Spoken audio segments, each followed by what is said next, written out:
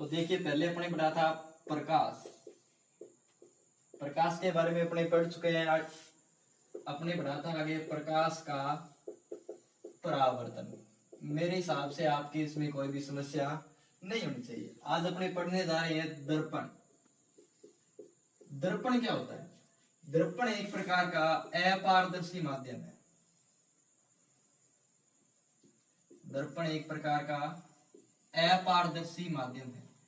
अपारदर्शी का मतलब होता है जिसके अपने आर पार नहीं देख सकते, मतलब उसके एक साइड देख सकते हैं। तो दर्पण क्या है? एक प्रकार का अपारदर्शी माध्यम। दर्पण की परिभाषा क्या होती है कि यदि किसी कांच की पट्टिका पर, मानो ये कोई एक कांच की पट्टिका है, इस पर अपने कोई एक साइड परावर्तक पदार्थ के रूप में किसी की भी पॉलिश कर दें तो बनने वाली युक्ति क्या कहलाती है? दर्पण। अब पॉलिश देखो किसकी करते हैं? मुख्यतः पॉलिश आती है निकल, चांदी या एल्यूमिनियम की। दर्पण क्या होता है? एक प्रकार का अपारदर्शी माध्यम। अपारदर्शी का मतलब है जिसके अपने आर पार है नहीं देख सकते। दर्पण होता है एक कांच की पट्टिका। यदि किसी कांच की पट्टिका पर अपारदर्शी पदार्थ यानी कि निकल, चांदी, एल्यूमिनियम की पॉलिश कर दी जाए तो बनने वाली युक्ति क्या कहलाती है?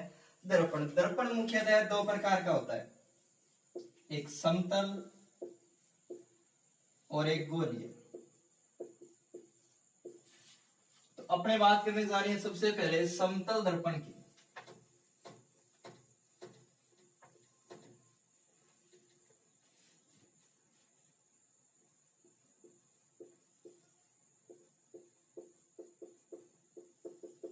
समतल दर्पण की परिभाषा देखो क्या होती है कि ऐसा दर्पण जिसका परावर्तक पृष्ठ क्या हो?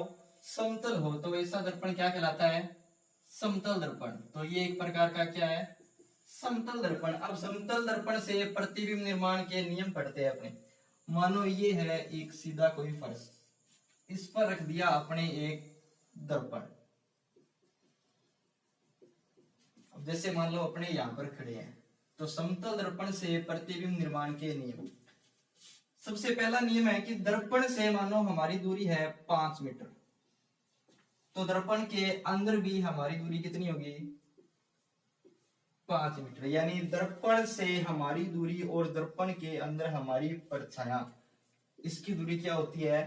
एक समान होती है। दूसरा नियम यह है कि मानो हमारी ऊंचाई है 2 मीटर, तो बनने वाले प्रतिबिंब की ऊंचाई भी होगी 2 मीटर।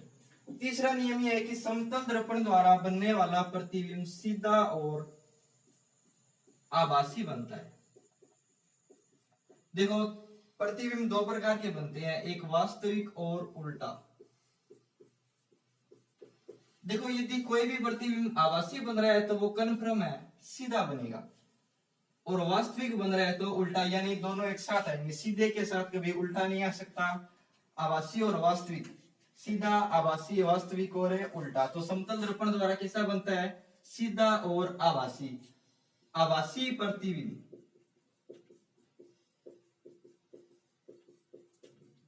और वास्तविक प्रतिबिंब। आभासी प्रतिबिंब की परिभाषा होती है कि ऐसा प्रतिबिंब जिसे अपने पर्दे पर प्राप्त नहीं कर सकते तो आभासी प्रतिबिंब कहलाता है। वास्तविक प्रतिबिंब होता है जिसे अपने पर्दे पर प्राप्त कर सकते हैं। तो समतल दर्पण द्वारा प्रतिबिंब बनता है सीधा और आभासी। जैसे समतल दर्पण का उपयोग हमारे घरों में किया जाता है। घरों में जो काम में दर्पण आता है वो कैसा होता है? समतल। तो दर्पण के अंदर हमारी परछाई दिखती है, लेकिन अब जब दर्पण के पीछे देखते हैं तो रियल में ऐसा कुछ भी नहीं होता है। तो ये प्रतिबिंब कैसा है? सीधा और आभासी। इसके द्वारा चौथा नियम है पार्श्व परावर्तन, कि समतल दर्पण में क्या पाया जाता है? पार्श्व परावर्तन। पार्श्व परावर्तन का मतलब है कि इसमें दायां भाग तो बायां और बायां भाग दायां दिखाई देता है। तो अपने इसके 4 नियम पढ़े हैं। पहला नियम यह है कि दर्पण से हमारी दूरी और दर्पण के अंदर बने प्रतिबिंब की दूरी बराबर होती है। दूसरा नियम अपने पढ़ा है कि हमारी जितनी ऊंचाई है, दर्पण के अंदर बनने वाले प्रतिबिंब की ऊंचाई भी उतनी ही होती है। तीसरा नियम यह है कि समतल दर्पण द्वारा बनने वाला प्रतिबिंब सीधा और आभासी होता है। आभासी का मतलब है जिसे अपने पर्दे पर प्राप्त नहीं कर सकते। चौथा है पार्श्व परावर्तन। पार्श्व परावर्तन का मतलब है कि जिसमें दायां भाग तो बायां दिखाई दे और बायां भाग है दायां दिखाई दे, तो ऐसा क्या कहलाता है? समतल दर्पण।